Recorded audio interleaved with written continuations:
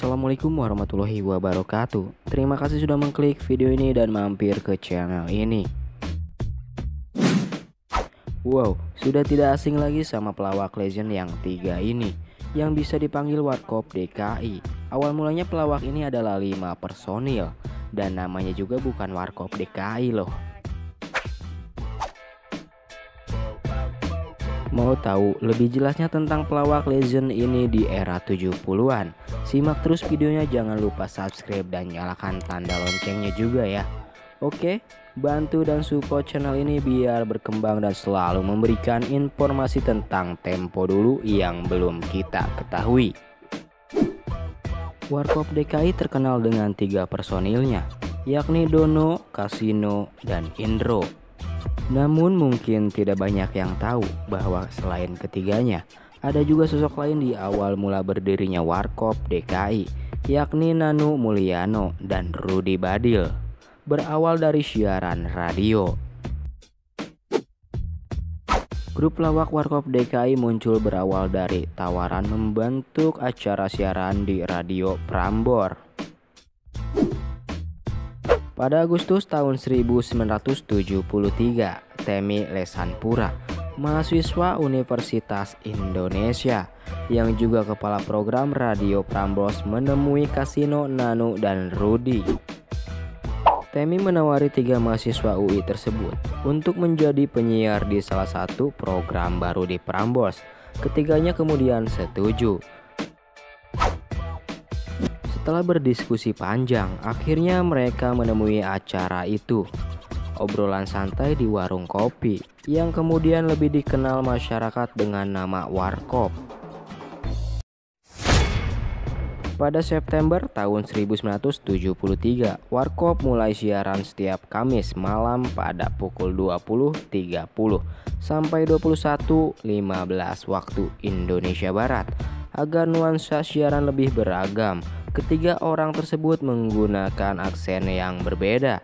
Kasino menirukan logat orang Tionghoa atau Cina dan Padang, Nanu dengan logat Batak, dan Rudy dengan logat Jawa. Bergabungnya Dono dan Indro. Dono di tahun 1974 dan Indro di tahun 1976. Dono bergabung dengan Radio Warkop. Ia adalah mahasiswa Fakultas Ilmu Sosial yang dikenal sebagai aktivis UI. 2 tahun berikutnya pada tahun 1976, Indro baru bergabung karena rumahnya dekat dengan studio Prambors. Indro sudah kenal dengan 4 anggota Warkop lainnya. Formasi Warkop pun menjadi 5 orang: Kasino, Nanu, Rudy, Dono, dan Indro. Di tahun 1979, Warkop juga mendapat tawaran untuk bermain film oleh eksekutif produser PT Bola Dunia, Hasrat Juwil. Film pertama Warkop berjudul Mana Tahan, produksi tahun 1979. Sayangnya, Nanu hanya sempat memerankan beberapa film saja, sedangkan Rudy Badil tidak pernah sama sekali terlibat dalam pembuatan film. Sedangkan Rudy Badil adalah demam panggung yang tidak mau terlihat oleh kamera. Dari situlah Rudy Badil keluar dari Warkop Prambors.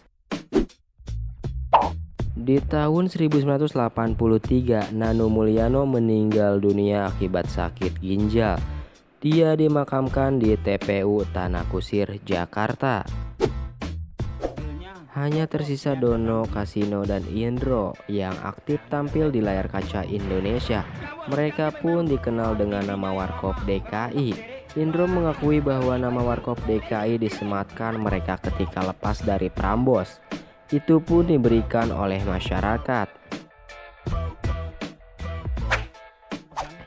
Setelah puas manggung dan mengobrol, Warkop mulai membuat film-film komedi yang selalu laris ditonton oleh masyarakat. Dari filmlah para personil Warkop mulai meraup kekayaan berlimpah dengan honor 15 juta per satu film untuk satu grup.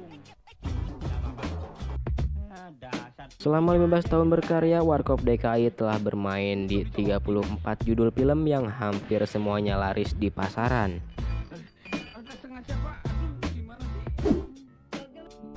Maka mereka pun kebanjiran uang karena hampir tiap tahun mereka membintangi satu film di dekade tahun 1980-an. Malah beberapa tahun ada 2 film warkop sekaligus. Mereka disebut-sebut sebagai artis dengan honor termahal masa itu. Kelebihan warkop dibandingkan grup lawak lain adalah tingkat kesadaran intelektualitas para anggotanya. Karena sebagian besar adalah mahasiswa yang kemudian beberapa menjadi sarjana, maka mereka sadar betul akan perlunya profesionalitas dan pengembangan diri kelompok mereka. Dalam era televisi wisata dan menurutnya jumlah produksi film, DKI pun lantas memulai serial televisi sendiri. Serial ini tetap dipertahankan selama beberapa lama, walaupun Kasino tutup usia di tahun 1997. Dono juga meninggal di tahun 2001. Indro menjadi satu-satunya personil warkop. Warkop DKI sendiri menjadi salah satu grup lawak legendaris Indonesia. Kini hanya tinggal Indro yang tersisa dari semua personilnya.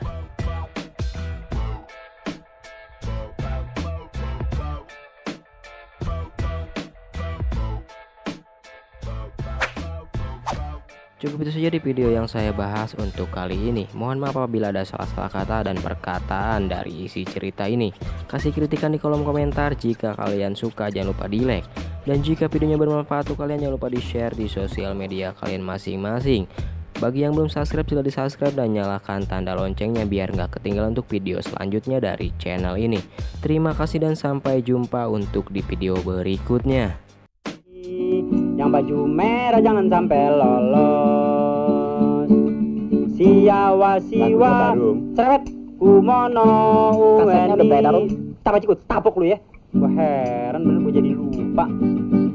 Gara-gara banci gue mesti masuk ref lagi. Brengsek bener.